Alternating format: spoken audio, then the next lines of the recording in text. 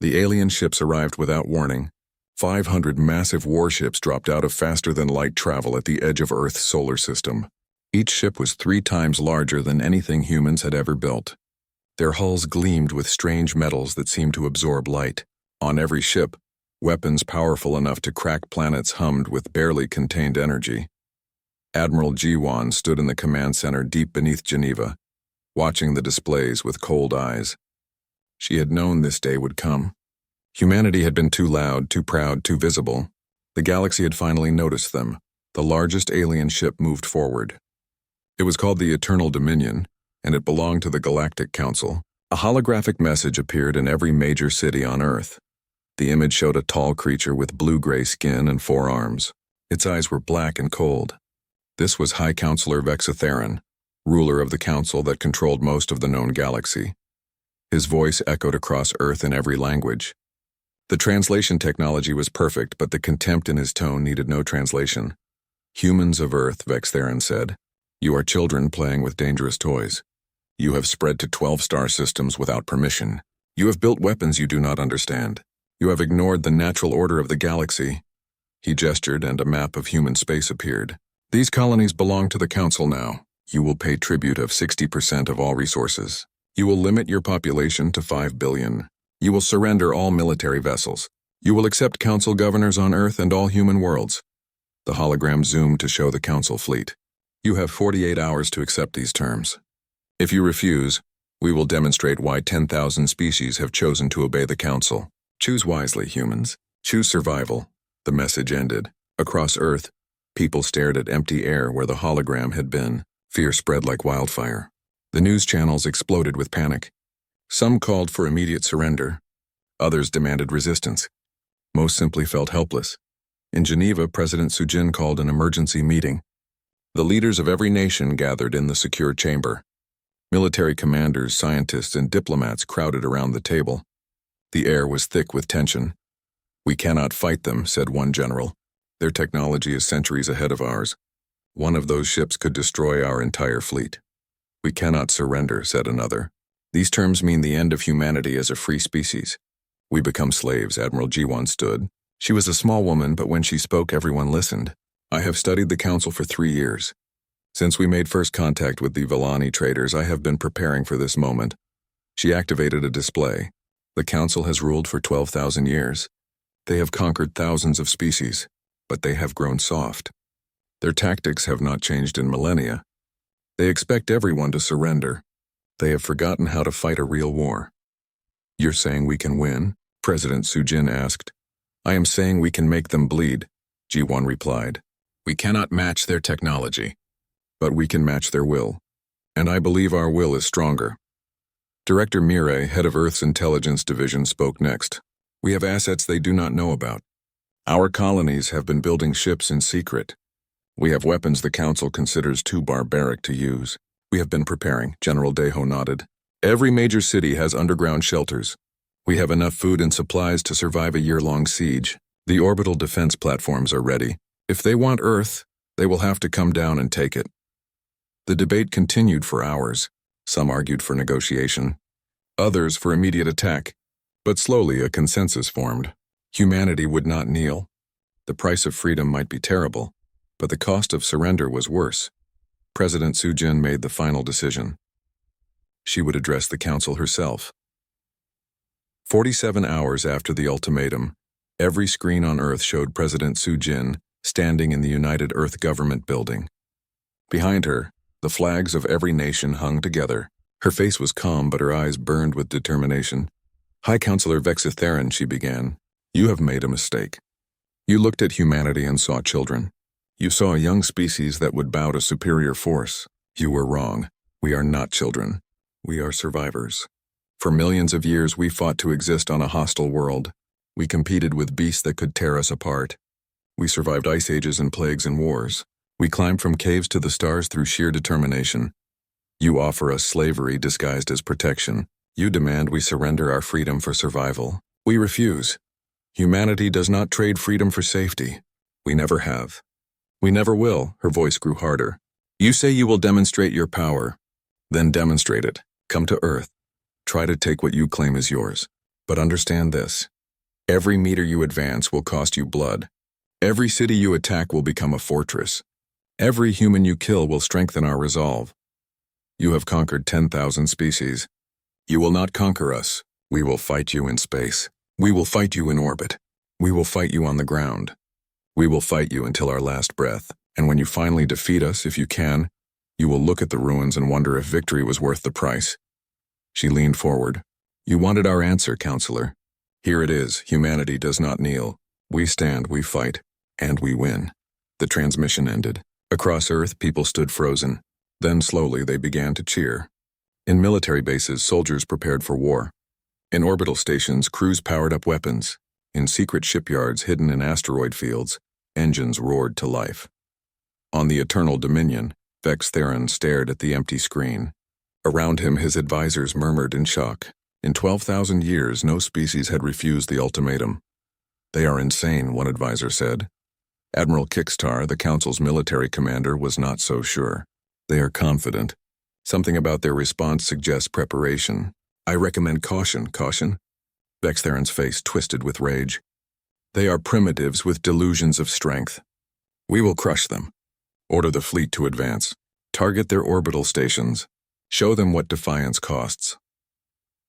The Council fleet began to move toward Earth. Their formation was perfect, their advance steady. They had done this 1,000 times before. It always ended the same way. But behind the moon, hidden from Council sensors, Admiral G1's fleet waited. 150 warships built in secret over 3 years. Each one designed not for glory, but for killing. Captain Hune stood on the bridge of the EDS Indomitable, humanity's newest warship.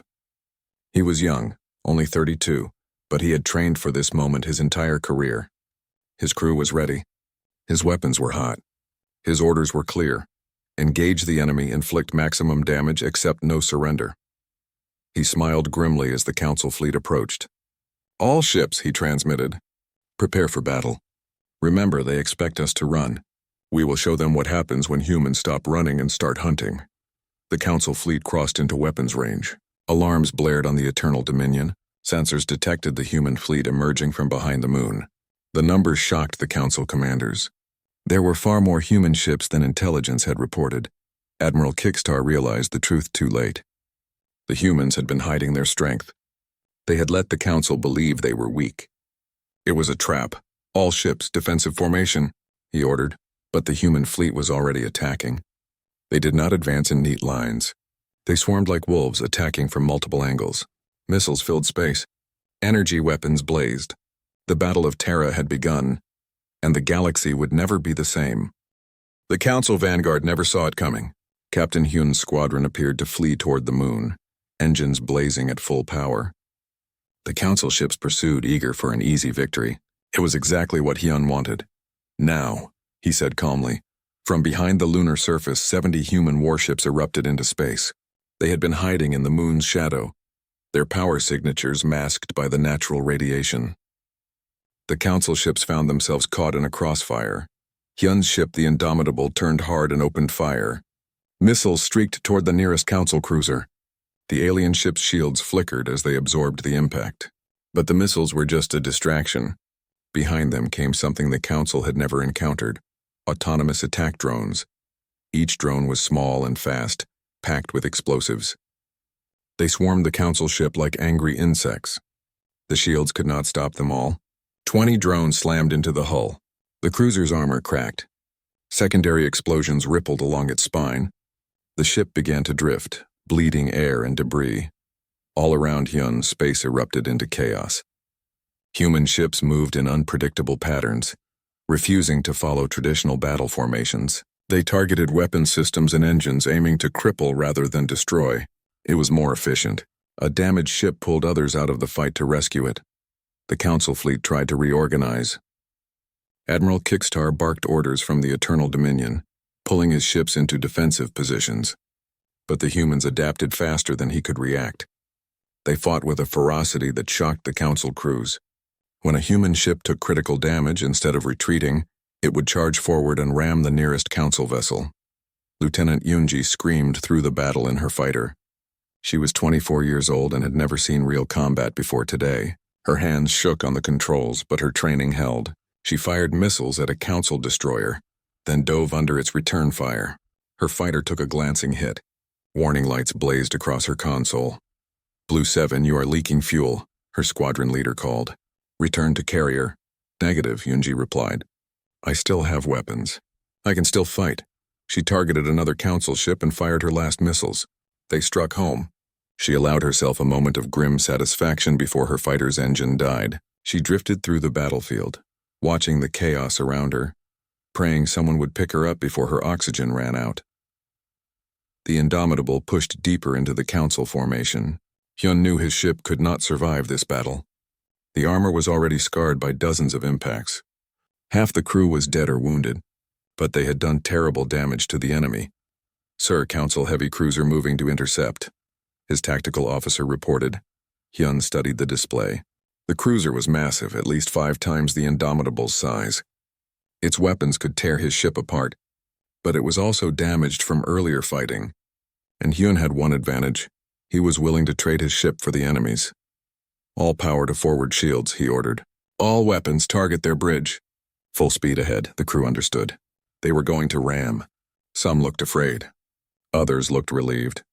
At least it would be quick. The 2 ships closed at incredible speed. The Council cruiser fired everything it had. The Indomitable's shields collapsed. Armor vaporized. The hull glowed red-hot. But Hyun kept the ship on course. At the last moment, he fired his main weapons point-blank into the Council ship's bridge. The energy beams punched through shields and armor. The cruiser's command center exploded. Then the Indomitable struck like a hammer. The impact was catastrophic. Both ships shattered. Metal screamed as hulls tore apart. The Indomitable's bow crumpled like paper. The Council cruiser broke in half, its reactor going critical. The explosion lit up space like a small sun. Hyun died instantly. He never felt pain. His last thought was hope that his sacrifice mattered. It did. The death of the Council cruiser broke the enemy's formation. The remaining Council ships pulled back, trying to regroup. The human fleet pressed forward, giving no mercy, accepting no surrender. After 3 hours of brutal fighting, Admiral Kickstar ordered a retreat. The Council fleet had lost 63 ships. The humans had lost 28. The math was terrible for the Council. At this rate, they would run out of ships long before humanity did. The human fleet did not pursue. They could not. Most ships were damaged. Ammunition was low. Casualties were overwhelming. They had won, but the cost had been severe. Admiral Ji-won stood in the command center, watching casualty reports scroll across screens. 8,000 humans dead, another 12,000 wounded. 3 ships completely destroyed, including the Indomitable. Her face showed no emotion, but inside her heart was heavy. General Daeho approached her. "A great victory, Admiral." "A necessary victory," she corrected. "We proved we can hurt them, but they will come back with more ships." This was just the beginning. She pulled up the battle recordings and began analyzing them. Every mistake, every successful tactic, every weakness in Council defenses. Humanity had bought time with blood. Now they needed to use that time wisely. On the Eternal Dominion, Vexatheron raged. He threw objects across his command chamber. His advisors cowered. Admiral Kickstar stood calmly, refusing to be intimidated. "You lost 60 ships to primitives," Vexatheron screamed. "They are not primitives," Kickstar replied. "They are warriors. They fight unlike any species we have encountered. They use weapons we consider too dangerous.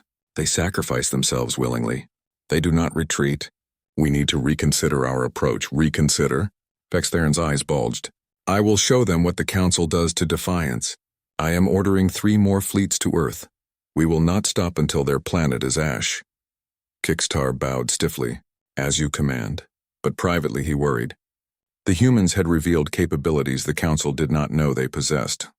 What else were they hiding? His worries were well-founded. Director Mireille had already begun the next phase of humanity's plan. The battle footage was being transmitted across the galaxy through captured Council communication relays. The message was simple but powerful. The Council could be beaten. On a dozen subjugated worlds, people watched in secret. They saw human ships destroy Council vessels. They saw the mighty fleet retreat. For the first time in thousands of years, hope stirred. If humanity could resist, maybe they could too.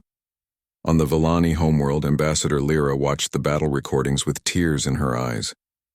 Her people had been conquered by the Council 3,000 years ago. They had forgotten what freedom looked like. But now, seeing humans fight so fiercely, she remembered. She sent an encrypted message to Earth. "You are not alone. Many of us are watching. Many of us are waiting. Keep fighting." Director Mirai smiled when she received the message. The war was not just about military victory. It was about breaking the myth of Council invincibility. Every battle, every act of resistance weakened the Council's grip on the galaxy. Meanwhile, rescue crews searched the debris field for survivors. They found Lieutenant Yunji floating in her damaged fighter, barely alive. Her oxygen was nearly gone. They pulled her aboard and rushed her to medical. She would survive, though she would carry the scars forever. In the medical bay, she lay among hundreds of other wounded. Some cried. Others stared at nothing. All of them had learned the same terrible lesson. War was not glorious. It was survival purchased with blood and nightmares. President Sujin visited the wounded. She walked through the wards holding hands, offering words of comfort. What could she say to people who had sacrificed everything? Thank you seemed inadequate. I'm sorry seemed like betrayal. In the end, she simply said, "You gave us a chance. Now we will make that chance count." Back in the command center, Admiral G1 briefed her staff on the next phase. The Council would return with overwhelming force. Earth's solar system needed to become a fortress. Every asteroid, every moon, every orbital station would be armed. They would build weapons that made the Council's admirals wake screaming. Dr. Hana, humanity's chief weapons scientist, presented her latest projects. "We recovered several damaged Council ships. Our engineers are taking them apart. Their technology is advanced, but we are learning fast." She showed designs for hybrid weapons that combined human and alien technology. Some of the generals looked uncomfortable. These weapons pushed ethical boundaries. But ethics were a luxury they could not afford. "How long until these weapons are ready?" Ji-won asked. 3 months for the first prototypes, Hana replied. "But there is one design that concerns me. It is extremely powerful but also extremely dangerous. If we use it, there is no going back." "Show me," Ji-won said. Hana pulled up classified schematics. The room fell silent as people realized what they were looking at. It was a weapon that could kill stars. A weapon that could destroy entire solar systems. "Lock those files," Ji-won said quietly. "No one works on that project without my direct authorization. We may need it someday, but I pray to every god that we do not." The meeting ended. People returned to their duties. Ships were repaired. Weapons were built. Soldiers trained. Humanity prepared for the next battle. They had won the first engagement. They had proved that humans could fight the Council and win. But everyone knew the truth. The war had only just begun. The Council would return with fury and fire, and when they came, humanity would be ready. 6 months after the Battle of Terra, the war had spread across 50 star systems. The Council had committed over 2,000 warships to crushing humanity. But instead of quick victory, they found themselves fighting on 100 different fronts simultaneously. The human colony of New Horizon became a symbol of resistance. The Council surrounded the planet with 300 ships, cutting off all supply lines. They expected the colony's 300,000 people to surrender within weeks. Instead, the colonists prepared to fight to the last person. "Admiral, we are receiving a transmission from New Horizon," a communications officer reported to Admiral Ji-won. The message played. The colonial governor, a weathered woman named Bowman, stood in front of her flag. "We do not ask for rescue. We know you cannot spare the ships. We ask only that you remember us. We will hold for as long as possible. Every day we resist is one more day for Earth to prepare. Tell our families we died free." The transmission ended. The command center fell silent. Ji-won's jaw tightened. She could not let New Horizon fall without trying. "Prepare Operation Breakthrough," she ordered. 30 cargo vessels, maximum supplies. 50 escort fighters. They will run the blockade. "Admiral, that is a suicide mission," General Daeho protested. "Yes," Ji-won agreed. "But it will give New Horizon a fighting chance. And it will show the Council that we do not abandon our own." The convoy launched 3 days later. The crews knew most of them would die. They went anyway. The journey to New Horizon took 2 weeks. When they arrived, the Council fleet was waiting. The battle was chaos. Council ships swarmed the convoy like predators. The human escorts fought desperately, trying to protect the cargo vessels. 15 transports were destroyed in the first minutes. But the others kept flying, engines screaming, cargo holds packed with food, medicine, and weapons. 10 more transports died, breaking through the inner blockade. 5 reached the planet's surface. It was enough. The supplies bought New Horizon 3 more months of resistance. The cost was 1,000 human lives. Jiwan considered it a bargain. But New Horizon was just one battle. The real war was happening across the galaxy. Director Mirai's operatives struck deep into Council territory. They were not soldiers, but ghosts, invisible until they struck. On Thelkar Prime, the Council's homeworld, 3 human teams coordinated their attacks. The first team destroyed a massive orbital shipyard, killing 2,000 workers and setting back ship production by months. The second team assassinated 4 Council economic ministers as they attended a conference. The third team hacked into the planetary communication network and broadcast President Sujin's message. Her words echoed across the Council capital. Your leaders started this war. They thought we would surrender. They were wrong. Every day this war continues, we bring it closer to your homes. Every ship you send against us is one less protecting you. End this war or watch your civilization burn. The attacks shocked the Council population. For 12,000 years, war had been something that happened to other species on distant worlds. Now it was in their streets, killing their people. Fear spread through the Council worlds. Vexatheron ordered increased security, but the damage was done. The myth of Council safety was shattered, and worse news came from the Empire's borders. The Villani people rose in rebellion. Ambassador Lyra had spent months secretly organizing her people. When the moment came, 3 Villani colony worlds simultaneously declared independence and allied with humanity. Council garrison troops found themselves under attack by the very people they were supposed to protect. The rebellion spread. 6 more species saw humanity's defiance and found their own courage. Within 3 months, 12 Council member worlds were in open revolt. The empire that had stood for millennia began to crack, but the Council was not beaten yet. Vexatheron assembled the largest fleet in galactic history, 2,000 warships carrying enough firepower to crack planets. Their target was Earth itself. If they could destroy humanity's homeworld, the resistance would collapse. Admiral Jiwan watched the enemy fleet approach. Her forces were badly outnumbered, but Earth's solar system had been transformed into a death trap. Every asteroid held weapons. Every moon bristled with missiles. Hidden platforms floated in the void, waiting silently. They come for our home, she told her officers. Here we make our stand. Here we show them that Earth does not fall. The Council fleet entered the solar system. Admiral Kickstar led from the front, his flagship at the center of the formation. He had learned to respect human capabilities. He advanced carefully, scanning for traps. The trap sprang near Jupiter. Hidden platforms activated, launching thousands of missiles. The asteroid belt came alive with weapons fire. Council ships found themselves under attack from all directions. Kickstar ordered his fleet to push through. The advance continued, but at terrible cost. Every meter toward Earth was paid for with destroyed ships. Autonomous drones swarmed damaged vessels, finishing them off. Mines hidden in debris fields exploded, taking multiple ships with each blast. The human fleet emerged from behind Mars.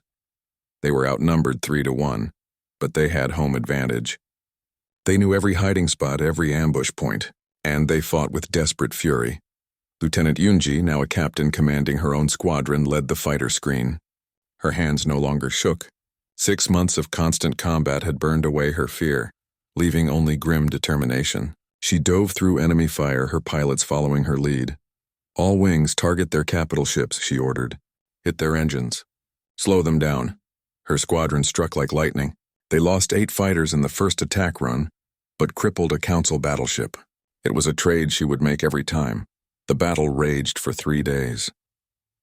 The Council fleet pushed steadily toward Earth, but their losses were catastrophic. 400 ships destroyed, 600 more damaged. They had never faced resistance like this.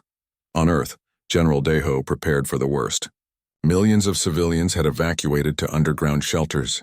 Surface defenses were ready. Soldiers manned planetary weapon batteries. If the Council broke through the orbital defenses, the ground battle would be even more brutal. But the Council never reached Earth.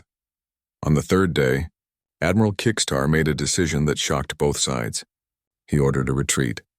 The fleet pulled back, leaving behind a graveyard of destroyed ships. In the command center, G1's staff cheered.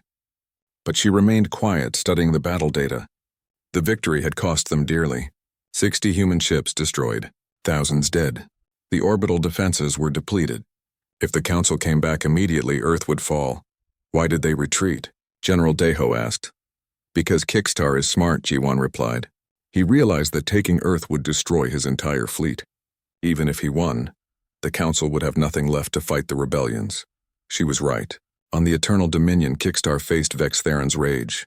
You retreated. We almost had them. Vex Theron screamed. We lost 40% of the fleet, Kickstar replied coldly. If we had continued, we would have lost everything. The humans would have bled us dry, and we would have no ships left to fight the Villani, the Krath, or the dozen other species now rebelling. You sound like a coward. I sound like someone who understands war, Kickstar shot back. This conflict is unsustainable. We are fighting on 100 fronts. Our economy is collapsing. Our people are terrified. We need to negotiate. Never. The Council does not negotiate with primitives. Then the Council will die, Kickstar said quietly. Vex Theron ordered his arrest. Kickstar fought his way off the ship and fled with 3 cruisers loyal to him. He set course for human space. If the Council would not make peace, he would help humanity win the war. Back on Earth, President Sujin addressed the planet. People gathered in shelters and homes in the streets to hear her words. We have survived, she said. The Council came with their greatest fleet and we turned them back. But this war is far from over. They will come again. We must prepare. We must build more ships, train more soldiers, develop better weapons. This is total war. Every person, every resource committed to one goal, freedom. She paused, her face grave. I will not lie to you. The cost will be terrible. We have already lost hundreds of thousands. We will lose millions more before this ends. But surrender is not an option. Slavery is not acceptable. We will fight until we win, or until there is nothing left to fight with. The crowd roared approval. They understood the stakes. Freedom or death. There was no middle ground. In her laboratory, Dr. Hana worked on projects that gave her nightmares. She had unlocked secrets from captured Council technology. She had designed weapons that broke every rule of civilized warfare. And she had completed the design for the Stellar Lance, the weapon that could kill stars. She sat alone, staring at the schematics. This weapon could end the war, but it could also make humanity into monsters. Was survival worth any price? Or were some costs too high? She did not know the answer. But she knew the weapon would be needed. War had taught her that survival trumped morality. She authorized construction of the first prototype. Across the galaxy, the war ground on. Ships burned. Planets fell. Millions died. The Council fought to preserve their empire. Humanity fought to stay free. Neither side could achieve decisive victory. Neither side would accept defeat. The war entered its darkest phase. 14 months of constant fighting had pushed both sides to the edge of collapse. Humanity had lost 6 colonies and millions of people. The Council faced rebellions across 30 star systems and economic ruin at home. On Titan, Saturn's largest moon, Dr. Hana stood before a massive machine. The Stellar Lance was complete. It was beautiful and terrible. A weapon that could trigger a star to explode. One device could destroy an entire solar system. Admiral G1 and President Sujin came to see it. They stood in silence, staring at the weapon that could end the war or doom them all. How does it work? Sujin asked quietly. It creates an unstable reaction in a star's core, Hana explained. The star goes supernova within minutes. Everything in the system dies. Planets, moons, ships, stations, everything. How many people would die if we used it on a Council system? Billions, Hana said. Maybe tens of billions if we target their capital system. Sujin closed her eyes. The weight of potential genocide pressed down on her. Could she give such an order? Could she kill billions to save humanity? If we use this weapon, we become what we are fighting against, she said. If we do not use it, we lose, Jiwan replied. The Council is preparing a final offensive. They will throw everything they have at us. We cannot survive another attack like the last one. General Deho, who had joined them, spoke firmly. We have already crossed so many lines. We have killed millions. We have destroyed civilian targets. We have used chemical weapons. This is just one more weapon. A bigger one, yes, but war does not care about our feelings. He is right, G1 said. We either win or we die. There is no moral high ground in war. There is only survival. Sujin knew they were right, but the knowledge brought no comfort. She authorized the weapon's deployment. If the Council forced them to use it, she would carry the guilt forever. Meanwhile, in Council space, Admiral Kickstar arrived at human lines under a flag of truce. His defection shocked the galaxy. A Council admiral joining humanity was unthinkable. But Kickstar had seen the future, and it was ashes. He met with human leadership in a secure facility. Director Mireille interrogated him for 3 days, verifying his intelligence. Everything checked out. He was genuine. "Why are you helping us?" Admiral G1 asked. "Because Vexatheron has gone insane," Kickstar replied. "He refuses to negotiate. He would rather see the galaxy burn than admit defeat. He is planning to use forbidden weapons against Earth. Planet destroyers that were banned 10,000 years ago." "Why were they banned?" Sujin asked. "Because they were too effective. They do not just destroy military targets, they sterilize entire worlds. Nothing survives. Not even bacteria." The room fell silent. The Council was preparing genocide. "How long do we have?" G1 asked. 3 weeks, maybe 4. The weapons are being prepared now. Once they are ready, Vexatheron will use them. He believes total destruction of humanity will restore Council authority. "Then we have no choice," G1 said. "We strike first. We use the Stellar Lance." Kickstar looked at her with something like respect. "What is this Stellar Lance?" "A weapon that can kill stars," G1 replied. "If we deploy it against your capital system, the Council leadership dies. The war ends. And how many civilians die with them?" "Billions," Kickstar nodded slowly. "Then you understand what I am saving you from. Vexatheron would do the same to Earth without hesitation. At least your weapon gives the Council a chance to evacuate." "We will not warn them," G1 said coldly. "If we do, they will intercept us. Billions will die regardless. At least this way the war ends." Kickstar provided detailed intelligence on Council defenses. He revealed fleet positions, defense platforms, patrol routes, everything needed for a successful strike. In exchange, he asked only that humanity show mercy to Council civilians who surrendered. The human leadership agreed. They were not monsters. They would accept surrender. But first they had to win. Admiral G1 began planning Operation Endgame. It would be the largest human offensive in history. Every available warship would participate. They would strike at the Council capital system with overwhelming force, deliver the Stellar Lance, and break the enemy's will to fight. But not all human colonies could be defended during the offensive. Resources had to be concentrated for the main attack. That meant abandoning some worlds to Council assault. New Horizon was one of those worlds. After holding out for 9 months, the colony finally fell. The Council landed troops and overwhelmed the defenders. Governor Bowman died fighting on the walls. The surviving colonists were enslaved, loaded onto ships and taken to Council labor camps. News of New Horizon's fall devastated human morale. Captain Yunji, watching the evacuation footage, felt rage boil in her chest. She had lost friends defending that colony. Their sacrifice had bought time, but in the end, New Horizon fell anyway. "This is why we must win," she told her squadron. "Not just for Earth, for New Horizon. For every human who died fighting, we owe them victory." 2 more colonies fell in the following weeks. The Council advanced across human space, burning everything they could not hold. It was a strategy of desperation and hatred. If they could not defeat humanity militarily, they would destroy everything humanity had built. On Earth, people watched the losses mount. Protests erupted demanding negotiation, but President Sujin stood firm. She knew something the protesters did not. The Council would accept only total surrender. Negotiation meant slavery. She addressed the planet one last time before the offensive. "I know you are tired. I know you have lost loved ones. I know you want this war to end. So do I. But the Council offers no peace, only chains. We fight now with everything we have, or we surrender everything we are. There is no middle path. In 3 days we launch our final offensive. We will strike at the heart of the Council. We will use weapons that terrify me. We will pay a price that will haunt us for generations. But we will win, and our children will live free." The fleet assembled near Mars, 300 warships supported by fighters, bombers, and support vessels. It was everything humanity had left. If this attack failed, Earth would have no defenses remaining.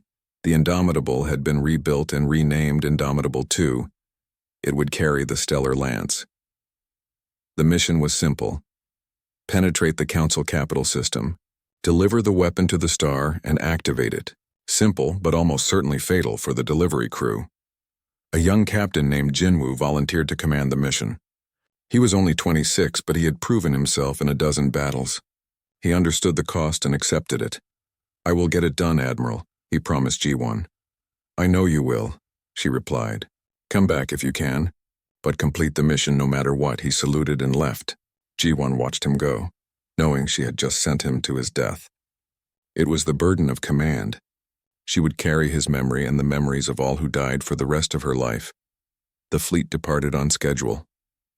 They jumped through multiple systems, using routes provided by Kickstar to avoid Council patrols. The journey took a week. During that time, the crews prepared for battle. They wrote letters home. They made peace with death. They sharpened their weapons. Captain Yoonji led the fighter screen. Her squadron had been decimated and rebuilt 3 times during the war. Only 2 pilots from her original unit were still alive. They were all that remained of dozens who had started this war with hope and pride. "This is it," she told them. "This is what we have been fighting for. One last battle. Win or die. There is nothing in between." Her pilots understood. They had all lost too much to turn back now. Dr. Hana had joined the fleet, traveling on a support ship. She needed to be present in case the stellar lance malfunctioned. She sat alone in her quarters, staring at her hands. These hands had created a weapon of genocide. If they succeeded, billions would die because of her work. She tried to tell herself it was necessary. She tried to believe that survival justified any cost. But late at night, when she closed her eyes, she saw the faces of the dead. Humans and aliens, soldiers and civilians, all killed by this terrible war. There would be no redemption for her. Even if humanity won, even if they built a better galaxy, she would always be the woman who killed stars. History would remember her as a monster. She accepted that burden. Someone had to carry the weight of victory. On the final day before the attack, Admiral Ji-won gathered her senior officers. They reviewed the plan one last time. Every detail had been checked. Every contingency planned.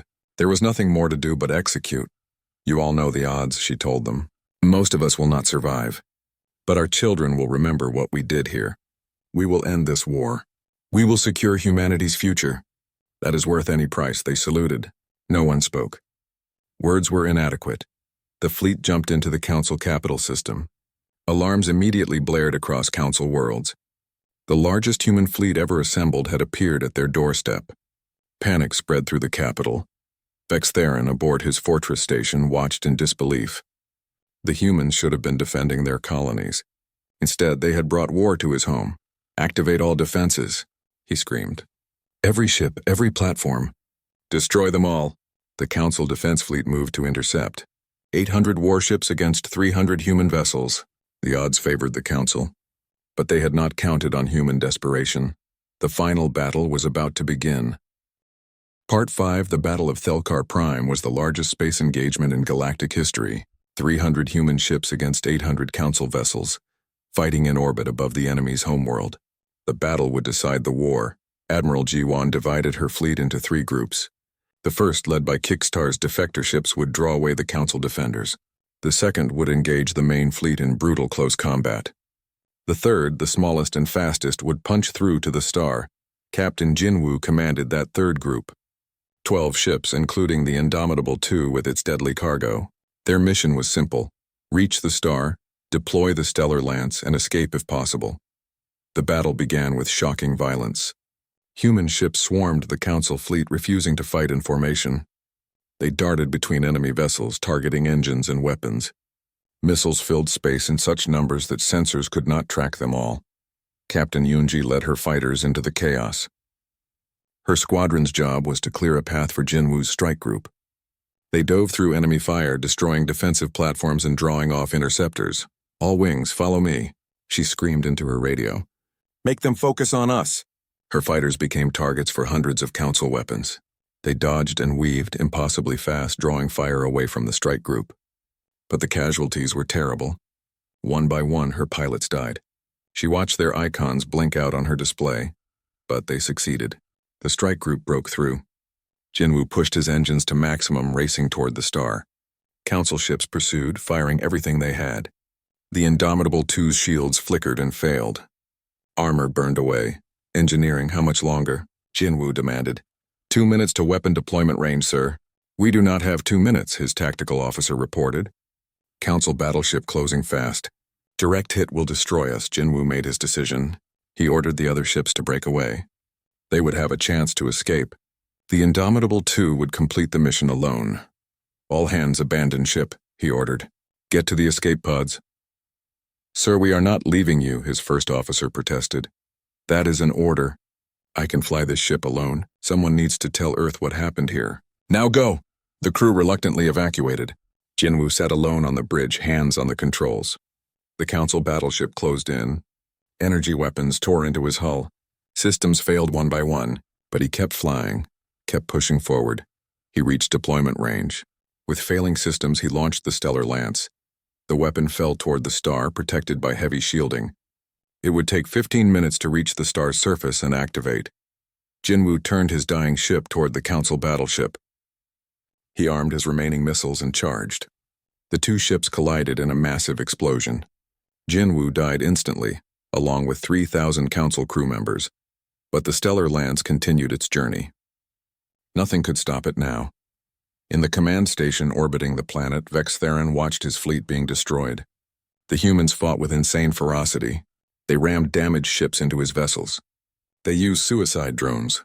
They showed no fear of death. Then his sensors detected something approaching the star. His science officers analyzed it and turned pale. High Counselor, the humans have deployed a star-killer weapon. Impact in 14 minutes, Vex Theron stared in horror. They had done it. The humans had brought apocalypse to his world. Can we intercept it? No, sir. It is too heavily shielded. Even if we hit it with every weapon we have, it will reach the star. For the first time in his long life, Vex Theron felt true fear. He had started this war believing humans were primitives. Now those primitives were killing his star. Evacuate the system, he ordered quietly. All ships, all stations. Get as many people away as possible. But there was not enough time. The planet held 40 billion people. The orbital stations another 10 billion. They could save perhaps 1 billion if they were lucky. The rest would die. Admiral Jiwon received reports that the Council fleet was breaking off and beginning evacuation. She ordered her forces to let them go. There would be enough death today without adding to it. 15 minutes after deployment, the Stellar Lance reached the star. It burrowed into the stellar core and activated. The reaction was immediate and catastrophic. The star's fusion process destabilized. Energy output increased exponentially. The star began to expand, growing brighter with each passing second. On the planet below, people looked up and saw their sun growing larger. They understood what was happening. Some prayed. Some ran for shelters that would not save them. Some simply stood and waited for the end. Vex Theron refused to evacuate. He stood on his command station, watching death approach. He had started this war through arrogance. Now he would pay the price. His last thought was regret. The star went supernova. A wave of radiation and plasma expanded outward at near light speed. The inner planets vaporized instantly. The Council homeworld had 3 minutes to realize it was ending before the wave hit. 40 billion people died in seconds. Cities, monuments, history, all gone. The Council's seat of power for 12,000 years ceased to exist. The human fleet jumped away before the wave reached them. They left behind a graveyard of destroyed ships and a dying star. The battle was over. The war was over. 3 days later, what remained of the Council government transmitted a message to Earth. It was unconditional surrender. They accepted all human terms. The war was done. President Su Jin addressed the galaxy. Her face was drawn, her eyes haunted. Victory brought no joy. The war is over, she said. The Council has surrendered. But there are no winners here. We have all lost too much. Billions are dead on both sides. Entire worlds destroyed. Countless lives ruined. Humanity will not seek revenge. We will not occupy Council worlds. We will not demand reparations. All we ever wanted was freedom. Now we have it. Now everyone will have it. She outlined the peace terms. All species would be free to choose their own governments. The Council would be reformed as a voluntary alliance, not an empire. War criminals would face justice, but ordinary soldiers and civilians would be left in peace. The terms were generous. Many wondered why humanity did not take advantage of their victory. The answer was simple: they were too tired. They had fought for survival, not conquest. 6 months after the war ended, Admiral Ji-won retired. She stood before the memorial wall on Earth reading names. So many names. Captain Hyun, who had died in the first battle. Captain Jin-woo, who had delivered the final blow. Thousands of others, names scrolling endlessly. She touched Hyun's name gently. He had been a good officer and a better person. The war had taken him along with millions of others. "We won," she whispered, "but I am not sure victory was worth this price." Captain Yoonji had survived the final battle, one of only 12 pilots from her original squadron to live through the entire war. She visited the military hospital often, sitting with wounded veterans. They shared nightmares. They understood each other in ways civilians never could. She would never fly again. Not because she was injured, but because she could not bear the thought of combat. The war had taken something from her that could never be replaced. Dr. Hana disappeared after the war. Some said she went into hiding, unable to face the consequences of her creation. Others said she was working on peaceful applications of her research, trying to balance the scales. No one knew for certain. Director Mirai became the first human ambassador to the reformed Galactic Alliance. She worked tirelessly to build bridges between former enemies. It was difficult work. Too many people remembered the war. But slowly, healing began. General Daeho oversaw Earth's reconstruction. 3 major cities had been damaged by council attacks. Millions of refugees needed homes. The economy had to be rebuilt. It would take decades, but humanity was patient. A year after the war, representatives from 50 species gathered to form the new Galactic Alliance. It would be a partnership of equals, not an empire of masters and slaves.